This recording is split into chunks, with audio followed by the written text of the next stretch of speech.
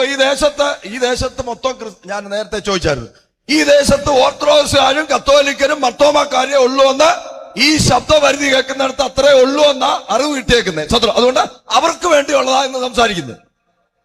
അല്ലേലിയ. എന്തിനാ എന്തുവാ സ്നാനം? ആർക്കറിയാ സ്നാനം?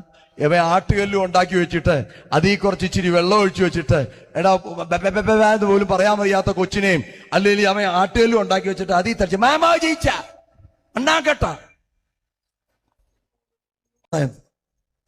യേശുവിന്റെ അമ്മയൊക്കെ വിശുദ്ധയാണ്, അവരെ ഏറ്റവും കൂടുതൽ ബഹുമാനിക്കുന്നത് ഞങ്ങളാ. ഏറ്റവും കൂടുതൽ വൃത്തിയേടാക്കിയത് ഇവിടുത്തെ കത്തോലിക്കരും ഓർത്തഡോക്സുകാരോ യേശുവിന്റെ അമ്മയെ വൃത്തിയേടാക്കി കളഞ്ഞു. ഞങ്ങളാ അവരെ വിശുദ്ധയായിട്ട് അംഗീകരിക്കുന്നത്, ഞങ്ങളാ അവരെ ഫോളോ ചെയ്യുന്നത്, സ്വോത്രം ചെയ്യുന്നു. കാനാവിലെ കല്യാണം ഉണ്ടായിരുന്നു. ലേലിയ അമ്പലത്തിൽ പെരുന്നാള് വേടി പടക്കം റാസ ഡുണ്ടുണ്ടു പി ക്രിസ്മസ് മണ്ണാങ്കട്ട സകലതും നടത്തി എന്റെ ദേശത്ത് അന്ധവിശ്വാസത്തെ വളർത്തുവാൻ എന്നെ പോലെ പൈസ ആരും ചെലവാക്കിയിട്ടില്ല. നിന്റെ 3 കുർബാന മണ്ണാങ്കട്ട. ഞങ്ങളൊക്കെ ഒരുപാട് 3 കുർബാന പിന്നെ 7 കുർബാനയുണ്ട്, അത് നടത്താനായിട്ടിരുന്ന് ഞങ്ങള് സ്വോത്രം ചെയ്യും. എന്തേ ഈ വർഷം സ്വർഗത്തിൽ കയറ്റിയിട്ട് അടുത്ത വർഷം കയറിയില്ലയോ? അത് പിന്നെ എന്തോ നീ കുർബാന നടത്തുന്നത്? ഡുണ്ടും ബിപിപിയും നാളുപോലെ കർത്താവിനെ കൊണ്ടുവന്ന് തെണ്ടി വാതിലിൽ മുട്ടി പൈസ മേടിക്കുന്ന ഇടപാടൊക്കെ നിർത്തിക്കോണം. ദുഃഖ വെള്ളിയാഴ്ച അയ്യൊക്കെ ആശാരി ഉണ്ടാക്കിയ കുരിശം വെച്ചിട്ട് അല്ലെ തലയെടുത്ത് ഓലക്കാലം കൊണ്ട് അയ്യൊക്കെ.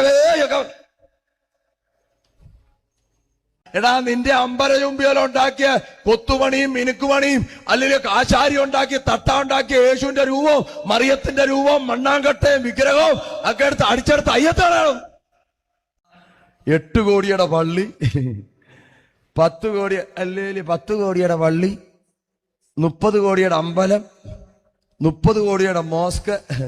ഇപ്പൊ അയോധ്യ എത്ര മാസേ 100 കോടിയുടെ മണ്ണാങ്കട്ട. എത്ര? 200 കോടിയുടെ മണ്ണാങ്കട്ടയൊക്കെ ഉണ്ടാക്കി വെച്ചിട്ടുണ്ട്. ആരാന്നറിയാം? ഇസ്രായേലിന്റെ മത ഉപദേഷ്ടാവ് എന്ന് വെച്ചാൽ ഇന്ന് ജീവിച്ചിരിക്കുന്ന പോപ്പ്. അവനെ പോലെ ഇനി ഒരുത്തൻ ജനിക്കാൻ പോകുന്നില്ലെന്നും അവൻ രാത്രിയിൽ യേശു എന്ന് പറഞ്ഞ ആമേൻ ആമേൻ. യേശു എന്ന് പറഞ്ഞേ അവനോട് പറയാ, യേശു പറയാ ആമേൻ. ഇവിടുത്തെ അച്ഛന്മാര് തിരുമേനിമാര് പോപ്പ് നിന്നോട് പറയുന്നു ആമേൻ ആമേൻ. നീ പുതുതായി ജനിച്ചില്ലെങ്കിൽ സ്വർഗരാജ്യത്തിൽ കാണാൻ നിനക്ക് കാണാൻ പറ്റും. അത് കേട്ടപ്പോ ഏറ്റവും വലിയ വൃത്തിയോടല്ലേ പറഞ്ഞു.